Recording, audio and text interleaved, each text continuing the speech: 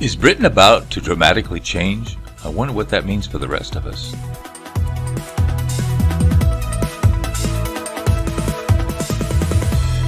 Hello, this is Chart GPT today. Yeah, I'm getting into a little bit of what's going on in the UK. You might think, well, I'm not in the UK, so what do I care? Well, it's one of the G7, so it is an important country. And sometimes the way Britain goes, the EU and the rest of the world will have to take notice.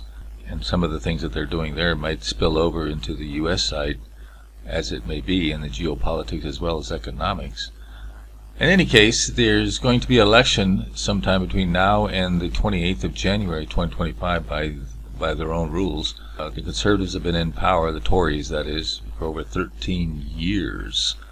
And there's obviously an amount of dissatisfaction going on in the UK for a variety of reasons. Same stories that you see in the rest of the world: immigration, inflation, economics, etc., etc., etc. What's going on in some of the geopolitics. Same issues there. So here's the recent YouGov Westminster voting intention tracker. You can see the Labour Party, which is the, shall we say, the more left-leaning, not the more left, but mostly.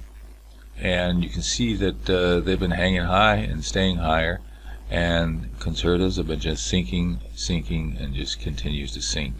So it looks pretty dismal right now for the Tories. The Conservatives looks like they're not going to do well. Here's a map that kind of goes into where there's going to be gains and where they're going to holding. There's not that many holdings. So you need, what, 326 for a majority threshold in their parliament, and they look like they're going to get maybe as much as 522. So they're going to have a solid majority. So not only will they probably, if the current polling continues, not only come to power, but come to power with a lot of members of parliament to support them. It doesn't look good for the Tories, so let's take a look at what Labour is saying. Labour's not really, I wouldn't call these like huge policy change differences, something that they have a uniparty similar to the US, but there are some differences. They're fully in support of the green narrative, so that's one thing they'll be pushing, whether you like it or not. That's what they want to do. I mean, and a lot of this stuff is a little bit not that controversial when you read the headlines, but when you go deep down, and that's when you get into a lot of issues. I know the UK has been having a lot of farmer protests with this green narrative that's going on. Better jobs, better work, a new deal for working people, reform taxes, which generally means they want to raise them, and protect the Royal Mail. They've been having a scandal over that, about what's going on there. Safe and secure communities. They want to tackle crime, so they all say that, and act over historic injustice. There's a little bit of that wokeism going to spill into the left-wing party there. Public services that work from the start.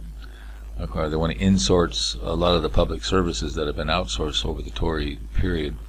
So we're going to flip the coin on that. The future where families come first. Well, who's against that? Better social services, meaning more welfare, inclusivity, and equality. More wokeism will come. Britain in the world. Modernize the armed forces. They all say that. Strengthen EU-NATO ties. Now, that probably means that they're going to be more supportive of whatever the EU does. That means pro-Ukraine, anti-Putin. Probably good support for Israel as well. So no real changes there.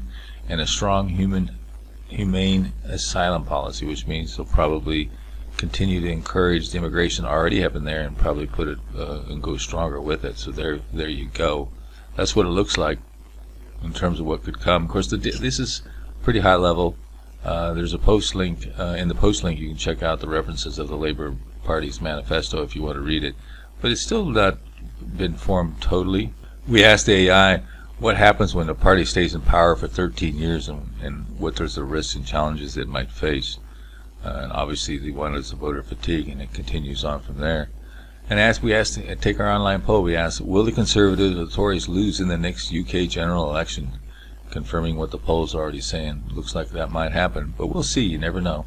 But the effects of it will affect the rest of the world in terms of support for the geopolitics going around the world and bleeding into whatever economic situations befall us over the next few months and years here.